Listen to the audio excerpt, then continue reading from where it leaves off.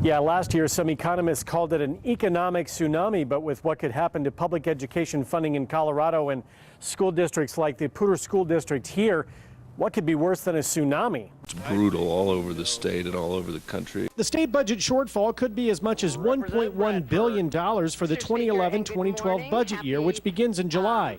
And a typical place to cut funding is education. Governor Hickenlooper announced that the proposed cuts would reduce funding from Governor Ritter's proposal by $375 million for K through 12 and by $36 million for higher education.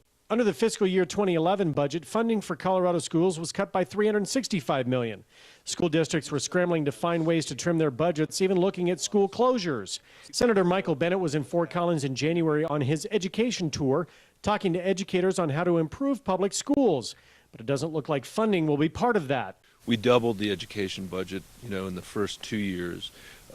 That's not going to be sustainable, which is only going to make the cuts harder and tougher. Colorado received $160 million for education under the stimulus bill of August 2010, but that money quickly dried up.